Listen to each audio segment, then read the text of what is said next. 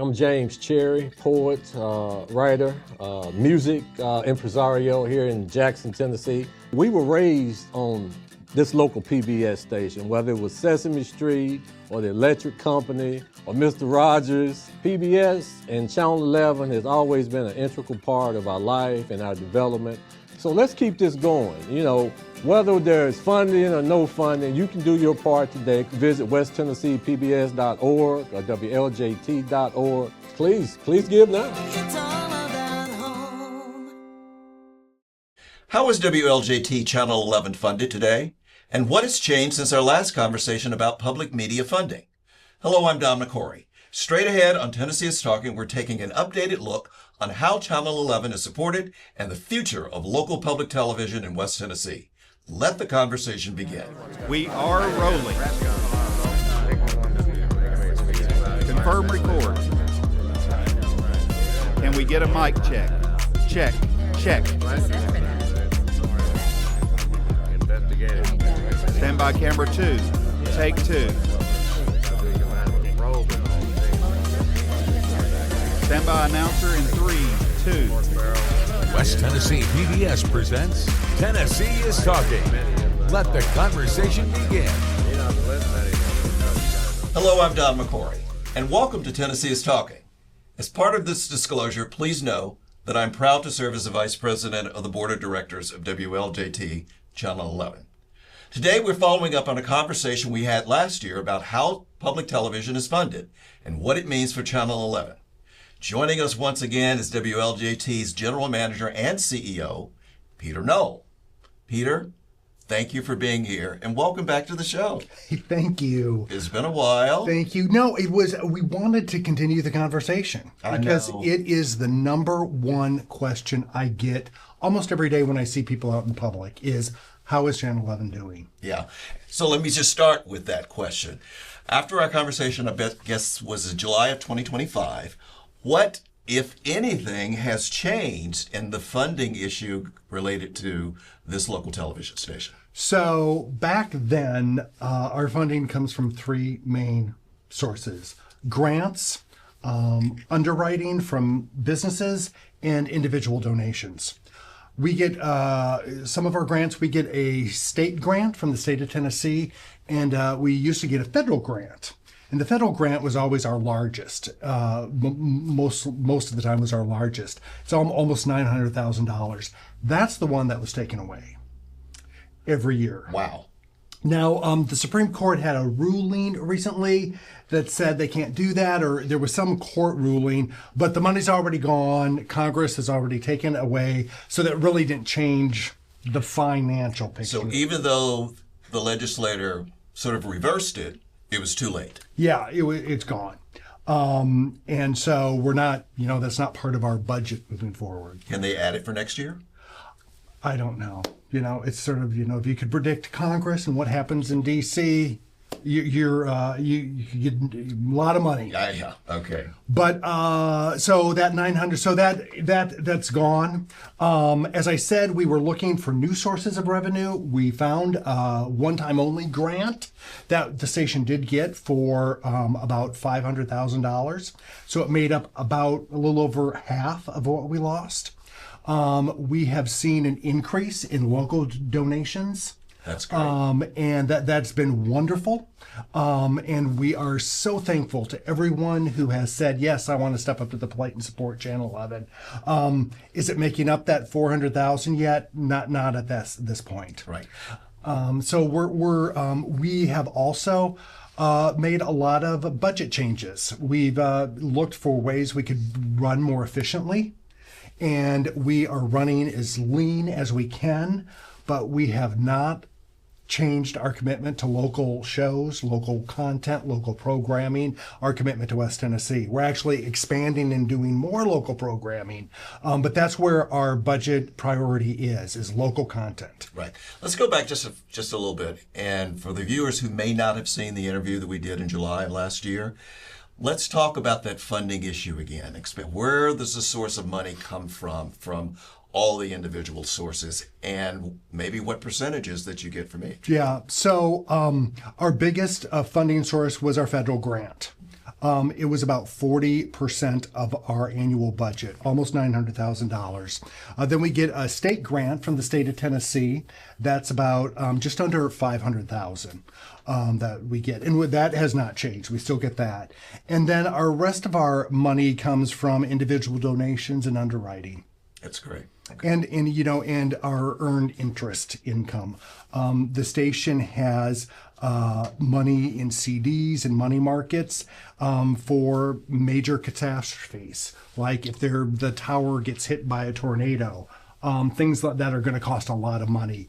So far, we've had to dip into that to make up any budget shortfalls we've had. So you would say that the reserve that we are currently in is substantial enough to help us for a brief period of time. Yes, and every month we get that, forecast, hey, cash on hand, you're good for 10 months, 12 months. We were talking about the future of what the federal support is going to look like. Will you at least be able to apply next year for the same? We don't know. They eliminated the Corporation for Public Broadcasting, which was the clearinghouse for the federal grant. And so that's gone. What that may look like next year, we don't know. But we're looking for, we're looking for new partnerships, new grants, and looking for more ways to be efficient. We've made a lot of operational changes since we last spoke, and things that just aren't lining up with being, putting these resources towards local programming, we are doing away with. You mentioned that local donations were up because of the appeal that you had made to West Tennessee, and we thank them for their commitment. So what role does community support play in terms of the financial health? It's going to make or break us. I really believe that it's going to make or break us. We don't have the populations that a Memphis, a Nashville does. Much smaller population here in West Tennessee than those big cities to draw individual donations from. They have a lot of big corporate headquarters to get underwriting from and a lot more businesses. And so we just don't have those numbers. So it's really going to come down to getting community groundswell support to say, yes, I want to support Channel 11. I want to see local programming.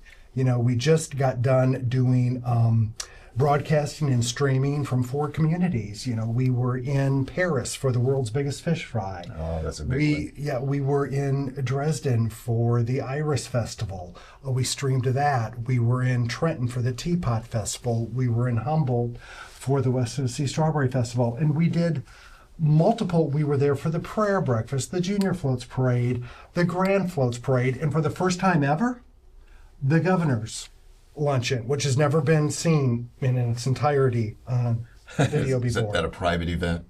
No, it's a public event, but it's very big. The governor was there. You have a lot of elected officials, and it's a room full of a lot of important people. It seems to be the room you want to be seen in. Okay.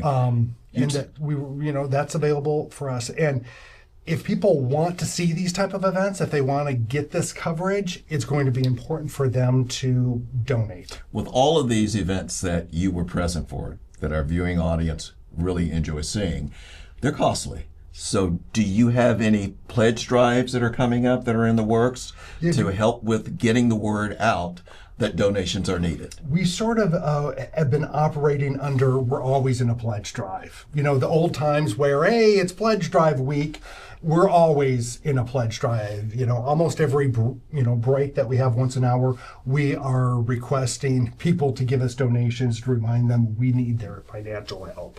We do have some special pledge programming coming up in June period where we have special programs, and if people make a donation during those programs, there's some special thank you gifts that we'll send them, and so great shows like that. How do these pledge drives get formed, the ideas behind them, and the impact that they have on the funding situation, or at least the current year? The traditional pledge drives where we have a special program, and if people donate during that program, they get a special gift. You know, as people have started watching TV differently, and that number has been growing, the impact of those traditional pledge drives is not what it once was. As more people are streaming TV and they are streaming on demand, we're not seeing the return on those as we used to. So if they watch it later, there's highly unlikely that they will be making a Yeah, donation. it's that live linear viewer that's watching. So, you know, we've been trying to do, you know, reach out via social media, you know, the station's Facebook page, Instagram, YouTube even. All of our streaming programs have a request for donations at the top. And so we're just trying to reach people everywhere they are connecting with the station. How important are local business underwriting partnerships today? It's important, and it's becoming even more important. The larger stations in bigger cities like Memphis and Nashville, they have a lot more businesses that underwrite their programming than we do. And so we're looking for ways that we can make that happen. So if we have a local business that may be interested, That they can just reach out to the station, give us a call, give us an email, and we'd be happy to talk to them. We're not traditionally advertising because, of course, public media doesn't do advertising. It's called underwriting, and those when you see an announcement that looks like a commercial, it looks like a commercial, but it's an underwriting announcement. It can't be a hard sell. yeah. Let's just share a little bit. What are the benefits to the organization or to the business for being an underwriter? When you underwrite on Channel 11, you usually get an announcement during one of our breaks. And so we have one break an hour. A traditional commercial TV station can have 8, 12 breaks an hour. And so you're sort of lost in a lot of commercials. Here, you're one of a few messages that the viewer is receiving.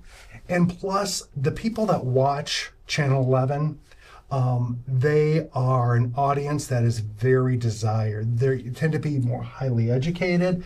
They tend to really because they want to support public television, Channel 11, they appreciate businesses that are supporting us too. Okay. And so you get sort of that halo effect. And people know you're supporting the only locally owned TV station left in West Tennessee. Right. Everyone else is owned, you know, when you are advertising on another station, and those profits are going somewhere else.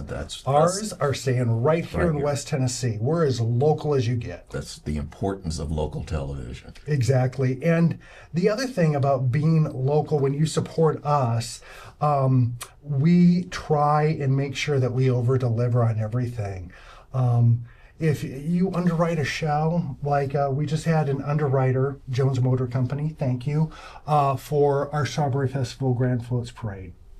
We're going to be running that on our 4th of July Patriotic Marathon. That will also run other times throughout the year. Last year we did our first 12-hour patriotic-themed marathon on the 4th of July. This Christmas Eve and Christmas Day last year, we ran 18 hours of Christmas at the Dixie concerts. When we say we're local and we are all about home, we mean it. We want to be as local as possible. And so when you support us, those are the type of benefits you get. Is you're supporting local, you're being seen by a very select, audience. Even our children's programming, people think, it's just kids. It's their kids and parents are watching. Yeah. And we have talked to some of our underwriters who are big underwriters for children's programming, and they have gotten that feedback that, we see that with our kids a lot. Don, let me address something else that has been asked of me when it comes to underwriting and advertising. When our $900,000 was taken away, somebody said, just go out and sell commercials. By law, we cannot. The station is licensed with the FCC as an educational television station. Every market has certain channel designations that are educational. The channel 11 on the spectrum is an educational channel and needs to remain that. And that comes with certain rules by the Federal Communications Commission. We can't sell advertising. And we have to do so many things to keep that license. And one of them is we're not selling advertising. We can't. We don't want to lose that license. Correct. Okay. Give me a little bit of insight into what the feedback you're getting from your viewers and whether or not any of the programming or the services that you've offered because of funding has been impacted. Don, we really haven't made any cuts to local programming. As I said, we've been looking at doing back-end operational efficiencies. We're actually expanding our local programming. We launched an hour of local music programming with Wayne Gerald's Songs of Yesterday on Saturday nights after the Lawrence Welk Show. We're getting ready to launch a new show on Thursday nights with Steve Beverly and Steve Bowers. It's called News Classroom. And that's going to be taking a look at how news that we watch on TV today is made and how these choices get made for what stories are happening. And so we're looking at expanding. We just started airing a new local documentary by the Real Collective in Jackson called The Hidden Leaders of Jackson that looks at people that are making a big impact, but they're quiet voices, but making a big impact. And so we're airing that. So we're always looking to air more local stuff. I think that's an important piece to share the fact that in spite of what has happened on a federal level, you are still providing more content to our viewers based on local needs and stories that really need to be told. So that's something that you should be proud of. We are also, we were at, as you know, we were at the Jewel Awards this year that happened in February. We're going to be at the NAACP Freedom Fund Banquet event that happens the end of May. And these are shows that have never been on TV before. We said, hey, we want to bring these shows to television. We really want to be there for organizations and the individuals to highlight them because featuring local people, local events is what we're here to do. What would additional funding or at least stable funding allow Channel 11 to do, even more than what they're already doing now on a limited budget? Right now, we are at our bandwidth for local productions. I mean, the amount of local TV that our team pumps out is comparable to cities that are in the top 20 markets. There are much, much larger stations not producing as much local television as we are. A lot of people hear about all of our local programming. They're like, how do you guys do that? How big is your production team? It's 4 people. And so it's just being very efficient. It's working smarter, not harder. And it's being open to working with organizations and rethinking how you do television. Doing TV, how it was done 5 years ago, even 2 years ago, it's all changed. And so we're trying to use technology to its fullest and rethink how we can do things. This team of 4 probably faces some very strong challenges on how to plan ahead when there's so much uncertainty. Can you give us a little bit of insight into how decisions may be made? Yeah, we, I go back to working smarter, not harder. So unlike a television station that's doing a daily newscast, we are doing shows like Tennessee is Talking that are in depth and are taped ahead of time. So if somebody's like, hey, we got an event tomorrow, we're planning 3-6 months in advance. That's one of the ways we're able to get everything done, is if it gets on the calendar months ahead of time, there's a great chance that we'll be able to probably produce be at that local event or local show if it's worthwhile and is wanted by the community. But if it's something that's happening tomorrow, next week, In 2 weeks, It's not gonna It's happen. probably not going to happen because we're going to be already be booked. So tell the viewers where you can go to get scheduled for that community calendar. It's real easy, Don. They just need to go to our website. There's a place to submit show ideas, for that. And we also have a community calendar where people can load up, and input their own community events. Great. What message would you like to share with the individual viewers about the importance of local television and how that they can become more involved in terms of the needs for this community? The future of television is looking very scary. One of the stations in the Jackson area was just bought by a big conglomerate. And what does that mean? We're not sure yet. But it means that the people that are making the big decisions for that station maybe aren't in the same building or in the same city or state. Okay. And we are. The people making the decisions about Channel 11, you're looking at one of them. There are production folks, our board of directors. We make the decisions. And when local is your number one priority, things change. And that's what drives us. So your team has its finger on the pulse of what's happening within West Tennessee. Exactly. And we're here. We are at the Rotary events. We are at the festivals. We are out talking to people. I see people at Kroger's or Aldi's or getting gas at Sam's Club, and they'll come up and talk to me about shows that we're doing or shows that we should be at, or have you ever thought about this? All the time. And I never feel it's an imposition. Because that's what we're here for. We're here to give a voice to people in West Tennessee. Well, we're glad that you're out there, but do you also happen to get those stories that said, when I was a kid, I used to watch a certain show on PBS and the impact it had on my life, and how I have my own children watch certain shows on PBS? I hear that all the time. 20 years ago, there weren't all the choices on your phone and stuff for watching children's programming. And today, I'll hear adults who say, "Oh, I grew up watching Channel 11 all the time. It was the only station we could get in our house." And they'll name off the programs that they watched and how that had an impact on them. Today, Don, Channel 11 airs more children's programming than any other station in West Tennessee. We also have the only free and local 24-hour kids channel, a whole channel dedicated just for children, 11.2. Wow. And there's a PBS Kids app that's available on our website that you can download. Free games, free videos, free content from a brand people trust. It's been proven time and time again in surveys, parents trust PBS brand for kids than any other children's brand. For any of our viewers today who are interested in supporting WLJT Channel 11, what do they need to do? They need to go to our website, WLJT.org, WestTNPBS.org, and click on the Donate or Support tab. Financial donations are needed, but a lot of people don't know you can donate an old car, an old RV, an old boat, an old motorcycle. You can, if you were given a piece of land, an inherited property, you can donate an old house that you're having to keep up that you don't want anymore.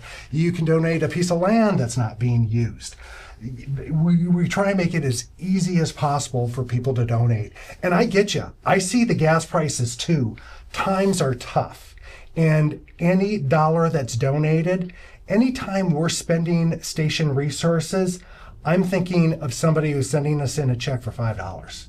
It was so, are we spending that money wisely? How do they want us to spend money to keep programming in West Tennessee? It's great that you have a philosophy of being a good steward of someone else's money. So what's the biggest need that we have right now? Financial. Yes. It's donations. It's donation. No donation is too small. No donation is too small. I mean, we've gotten, checks for $5 and checks for $5,000. Every dollar matters right now. And if people want to continue to have us provide free local children's programming, to provide, coverage of a 3-hour parade from the West Tennessee Strawberry Festival. This year, we were the only TV station in the entire state to air the Tennessee legislative sessions on our main channel in the entire state, Channel 11. And, why did we do that? Because we feel it's important for people to see how our laws are being made, how policy is being written in Nashville. So don't wait for the pledge drive. Go ahead, make the donations now. Donate. We're always asking for donations. And, if, unfortunately, if we, if the future, depending on how the future plays out, there could maybe not be a Channel 11 if we can't figure out this funding puzzle. Thank you, Peter. Unfortunately, that's all the time we have for this edition of Tennessee's Talking. Peter, thank you very much for joining us again. If you want to rewatch this program or share it with a friend, you could stream it anytime on the PBS app, along with all local Channel 11 programs. You can also watch it on westtnpbs.org. Keep the conversation going by following West Tennessee PBS on social media. Until next time, keep on talking Tennessee.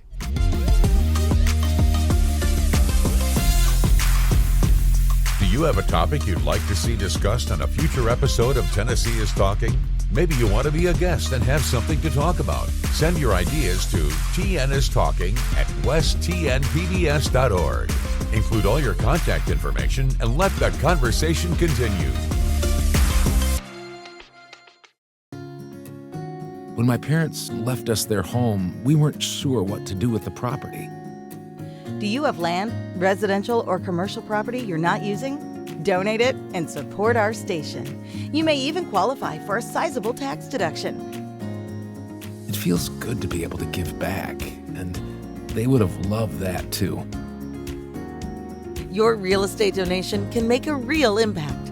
Call us toll-free or visit us online. As a lifelong Gibson Countyman, I can attest to the importance of WLJT in our communities, from the West Tennessee Strawberry Festival to the Trenton Teapot Festival, which they recently became involved in, to all over West Tennessee, the world's biggest fish fries, in Paris, Bluegrass Festival in Savannah, the NAACP Freedom Fun Banquet. So they're covering all of West Tennessee. And as small communities, we know how important it is to have a spotlight on our communities, to make people aware of the good life in a small town. We appreciate them. When they come and film any event, they just don't film a small portion or a snippet. They film the entire event. So we're very appreciative of that. I challenge all my friends in Gibson County and the neighboring counties to pledge your support. Please do so we can continue our local support with PBS. Attention West Tennessee business owners. Are you looking to promote your business, products, and services to a unique and affluent audience? Then you should join other businesses who have already added WLJT Channel 11 to their marketing plans. For more information on marketing with WLJT, call 1-800-366-9558 or email us at the address on your screen. And if you're wondering about the effectiveness of marketing your business with WLJT, remember you learned about this opportunity by seeing this promo on WLJT Channel 11.